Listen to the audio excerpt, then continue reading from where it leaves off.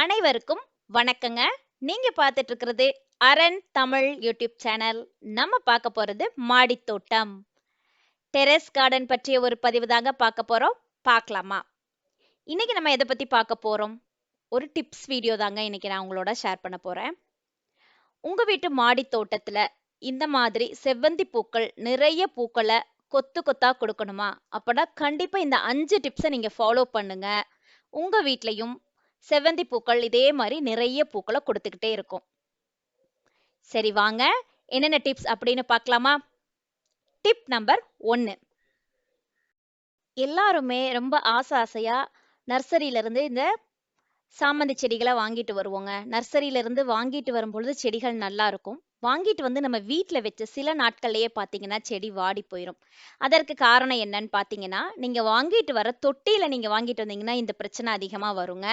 தொட்டியில வாங்கிட்டு வரும்பொழுது பார்த்தீங்க அப்படின்னா, அதுல சைடுல மட்டும் தான் ஹோல்ஸ் போட்டிருப்பாங்க. சென்டர்ல ஹோல்ஸ் இல்லாம இருக்கும். அல்லது ஹோல்ஸ் வந்து கம்மியா இருக்கும். இந்த சாமந்தி பூச்செடிகள பொறுத்தவரைக்கும் ஹோல்ஸ் நெறைய இருக்கணுங்க. அதே மாதிரி ஹோல்ஸ் நெறைய இருந்தா தான் தண்ணி ஊத்துற தண்ணி வெளியில வரணும்.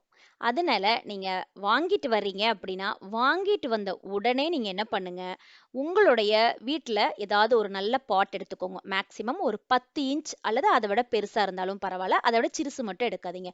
ஒரு 10 இன்ச் பாட் எடுத்துக்கோங்க. பாட் எடுத்துட்டு நல்லா ஹோல்ஸ் போட்டுக்கோங்க. ஹோல்ஸ் போட்டுட்டு அத ரீபாட் பண்ணி வச்சுருங்க. இதுதாங்க ஃபர்ஸ்ட் டிப். செகண்ட் டிப்ஸ் என்ன அப்படின்னு பார்த்தீங்கன்னா, மண் கலவை. மண் கலவைய பொறுத்தவரைக்கும், இந்த சாமந்தி பூச்செடிகள்ல நீங்க ஒண்ண சேர்க்கவே கூடாது. என்ன அப்படின்னா, அதுதான் கோகோபிட். கோகோபிட் என்ன பண்ணும் அப்படிங்கிறது எல்லாருக்குமே தெரியும். தண்ணிய, ஈரப்பதத்த உறிஞ்சு வச்சுக்கும். கோகோபிட்ல எந்தவித சத்துக்களுமே கிடையாதுங்க. அதுல இருக்கிற முக்கியமான சத்து அப்படின்னு பார்த்தீங்கன்னா, மாடி தோட்டத்துல வெயிட்ட வந்து நமக்கு ரெடியூஸ் பண்ணும். மண்ணு போட்டோம்னா வெயிட் அதிகமாகும். அந்த வெயிட் இல்லாம பாதுகாக்கிறதுக்கு நமக்கு இந்த கோகோபிட் பயன்படுது. அதே மாதிரி நீங்க ரொம்ப வெயில் இருக்கிற இடத்துல இருக்கீங்க அப்படிங்கிற போது நீங்க என்ன பண்ணிக்கலாம்? கோகோபிட் பயன்படுத்திக்கலாம். மாடி தோட்டத்த பொறுத்தளவுக்கு ஓப்பனா நீங்க ஒரு பிளேஸ்ல வைக்கும் பொழுது மழைக்காலமும் வரும், வெயில் காலமும் வரும். அப்ப மழைக்காலங்கள்ல தண்ணீர் நிறைய வந்துச்சு அப்படின்னா, அந்த கோகோபிட் தண்ணிகள உறிஞ்சு வச்சுக்கும். வேரழுகல் நோய் ரொம்ப எளிமையா தாக்கக்கூடியது. அதனால வேரழுகல் நோய் வந்து இந்த செடி இல்லாம போகறதுக்கு வாய்ப்பு இருக்கு. அதனால மண் கலவையில கோகோபிட் சேர்க்காதீங்க. இதுதாங்க செகண்ட் டிப்ஸ். 3வது டிப் என்னன்னு பார்க்கலாமா? 3வது டிப்ஸ் பார்த்தீங்க அப்படின்னா, இதனுடைய நுனிப்பகுதி. இந்த செவ்வந்தி பூச்செடியுடைய நுனிப்பகுதிய நீங்க என்ன பண்ணுங்க அப்படின்னா, கட் பண்ணி விடணும். செவ்வந்தி பூச்செடியில நிறைய நிறைய அடர்த்தியா நிறைய பூக்கள் பூக்கணும். ஒரு செடியிலிருந்து நமக்கு நிறைய செடிகள் வரணும் அப்படின்னா ரொம்ப ரொம்ப எளிமைங்க. கடையில இருந்து ஒரே ஒரு செடி வாங்கிட்டு வர்றீங்க. அதனுடைய காம்பு பகுதி இருக்கல்லவா, மேல காம்பு வரும்ல, அது கூட கீழ ஒரு 2, 3 இலைகள விட்டு கட் பண்ணிருங்க. கட் பண்ணி அத நீங்க தூர தூக்கி போட வேண்டாம். கட் பண்ணி விட்டுட்டீங்க அப்படின்னா, கட் பண்ணி அத பக்கத்துல மண்ணுல இன்னொரு பாட் எடுத்து கூட அத நீங்க நட்டு வச்சுருங்க. நட்டு வச்சுட்டீங்கன்னா, நமக்கு ஒரு சைடுல புதுசா செவ்வந்தி பூச்செடிகள் உருவாகிட்டு இருக்கும்.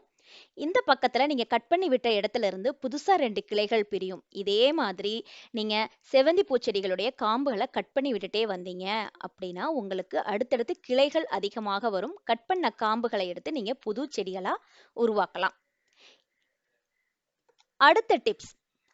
இந்த மாதிரி நான் ஒரு சில செடிகள வந்து நர்சரியில இருந்து வாங்கிட்டு வர்றேன். வாங்கிட்டு வந்து என்னோட வீட்ல வைக்கிறேன். கட்டிங்ஸ் மூலமா எடுத்து வச்சா வளரும் அப்படின்னு சொல்றாங்க.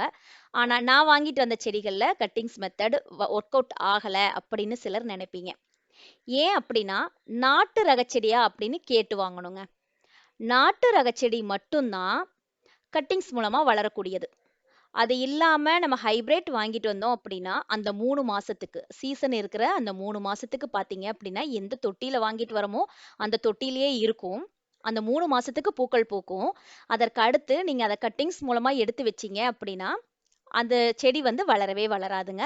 ஏன்னா அது ஹைபிரிட்.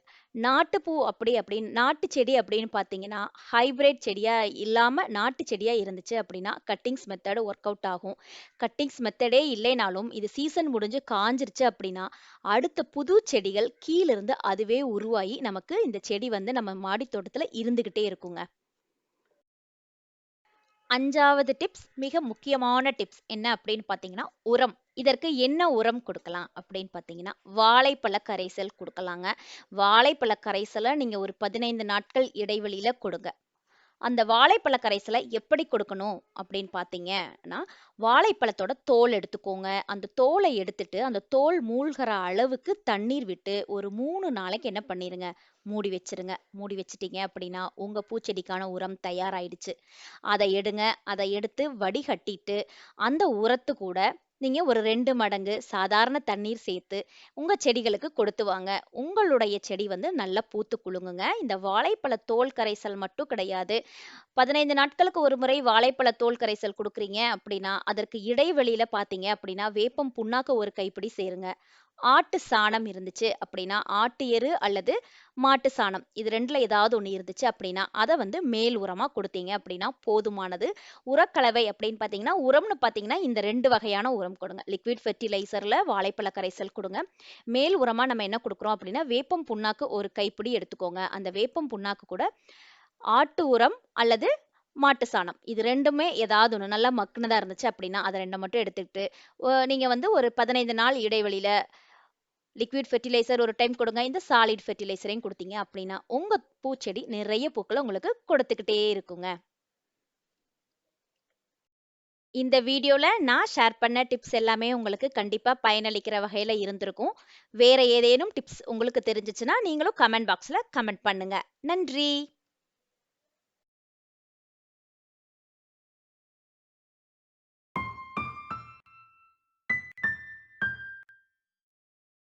இந்த வீடியோ உங்களுக்கு பிடிச்சிருந்தா லைக், ஷேர், கமெண்ட் பண்ணுங்க. கண்டிப்பா சப்ஸ்கிரைப் பண்ணுங்க. பெல் பட்டனை கிளிக் பண்ணுங்க. மீண்டும் சந்திப்போம். இது அரண் தமிழ்.